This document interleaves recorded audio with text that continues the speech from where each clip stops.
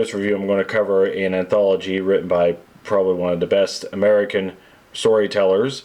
Not only just in fantasy science fiction, but just in general. I reviewed one of his works, years ago, and that was The Martian Chronicles. I'm talking about Ray Bradbury. And this one is Dinosaur Tales, a series of stories and a poem there that he has written on just the subject of dinosaurs, of various themes and what have you, but dinosaurs takes center stage. And it's a very short work. This was originally published in the early 1980s. It covers some works that he's written from the 50s on up to that time. And this is illustrated with various artists, one artist for each of the story and another artist for the intro part here. We'll go over that as we review these stories. And in the intro of this, Bradbury talks about how his love of dinosaurs was sealed the moment he watched The Lost World, with the 1925 adaptation of Sir Arthur Conan Doyle's novel. And this is the famous one with the silent film that was famous for Willis O'Brien's stop-motion animated dinosaurs.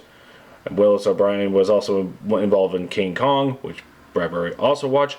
With that together, his love of dinosaurs stuck with him throughout the rest of his life. So so these are stories that would you see his passion into this. Let's review and see what we got. Of course, with an anthology like this, it would have an introduction by Ray Bradbury and a foreword by his old friend Ray Harryhausen, the famous Ray Harryhausen, who we all know and love through stop-motion animated monsters, Jason the Argonauts, Clash of the Titans, the Sinbad movies, 1 Million Years BC, and others. In fact, they worked together in a movie, which you'll find a story here that it was based off of. So Ray Harryhausen gives his intro. And after that, but it's also accompanied by illustrations by Kevin Smith. If I did it right, you can see an illustration right here. And then after that, we get into our first short story. Besides a dinosaur, what do you want to be when you grow up? This is accompanied by illustrations by David Weisner. In this story, we have a young kid who, when asked what he wants to be when he grows up, he says he wants to be a dinosaur. And becomes very serious about it. So serious about it that his grandfather, who he's living with, is taking him to the museum, indulging him through the books and magazines he has stored up in the house, like he has a mini library, various things. But is it just a childhood obsession, or is it something more? Some weird things are happening around. The dog is being blamed for something that it didn't quite do, because it normally doesn't do it, and he's afraid to go into the house, and other things like that. So is that just an obsession? And if it isn't, can a grandfather do something about it? The next short story is probably Bradbury's famous story on dinosaurs. It has a time travel story, A Sound of Thunder. Now, this one is accompanied by illustrations by William Stout, who also did the cover of this book that I have. And this is a story about a time travel safari company that allows you, if you could pay for it, to go back in time and shoot any prehistoric animal, as a great hunter. If you're the type of rich person that has hunted everything on Earth, here's an opportunity to go after the biggest and most dangerous animals known through history. So we begin with this. The story has a man who's trying to get on a trip, along with a few others, and as they go back in time, they're told the rules. For instance, you're going to go. We're going to go back in time. We're going to be on this very levitating bridge. You are not to interfere with anything, except the animal you choose to kill, because any disturbance could possibly echo throughout the millions of years. We've been in school at that time, but it can go forward and change the events of your current time. Will it go smoothly? Well, a story like this, of course it won't, but many of you already know the story, but this is the original story for those who don't know. Give it a go. This story is famous enough to be, have a couple adaptations. Even got a segment in The Simpsons Treehouse of Horror episodes where, Homer goes back in time and, what happened in a funny way interferes with the rules about this. So many of you know about, I forget what date this was. There was a Sound of Thunder full-length movie. Not everybody would like this one. I thought it was kind of okay. But if you want to see a more faithful adaptation of this, go to YouTube and go look up Ray Bradbury Theater. This was a television series from the 80s to early 90s, and it's like the Twilight Zone, the Outer Limits, and Tales from the Crypt, except this one is specifically adapting only Ray Bradbury stories. So check that out, but also probably after you read this one. The next one is a poem, illustrated by Overton Lloyd. It is called Lo, the dear daft dinosaurs. A nice little playful, whimsical romp of dinosaurs dancing and other things around here. Pretty simple, straightforward here. Kind of hard to tell how a poem goes. You just read and see. But the next one is the foghorn. Illustrated by Steranko, famous comic book artist.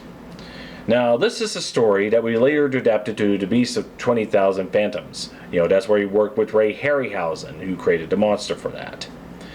But the movie goes beyond, what this story does. The story is very simple of two men who are running a lighthouse. One is, just learning the ropes and all that after a few months.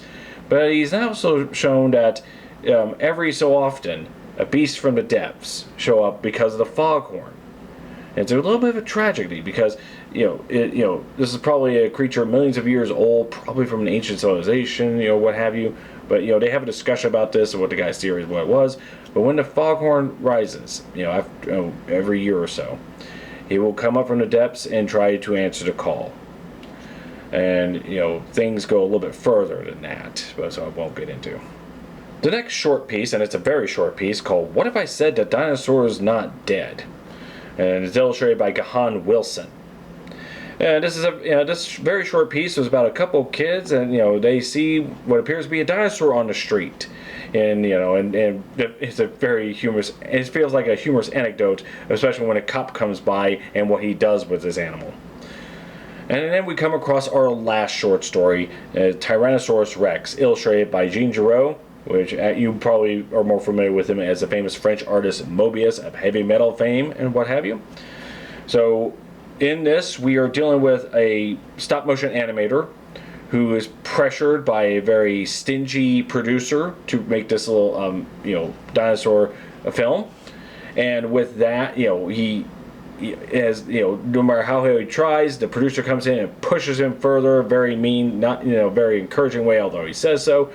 Cheats him out, skims him out of any money, or did I pay you? Did I give you a meal, which he paid for and what have you? And he says, make the dinosaurs look like this and so forth. So he does. And when he modifies the dinosaurs to the director's liking, there's a certain resemblance of what those dinosaurs turn into and what will happen if they find a connection. So. And now that story is also adapted into Ray Bradbury theater series. Again, if you're interested in that, go to YouTube. There's a whole channel listing about most, if not all, all of the episodes, so you can find A Sound of Thunder and Tyrannosaurus Rex into that series. And we give it a go. It was a good series. I remember watching it as a kid. I remember the intro very well. So that's all the stories here, and I'm glad I got this. I've known about it since I was a kid. I love dinosaurs, as many of you know. And this is a guy who you see, if you look at his work, this is a kid who, as Ray Bradbury, as a kid, he had his regular education. His real education, he says, was in a library. And of course, over the years, he fell in love with all the classics, but also because of the movies The Lost World and King Kong, he has solidified his deep love for dinosaurs, and you can see it through these stories. We're not talking about scientific accuracy here. We're talking about how deeply imaginative one can get on this subject.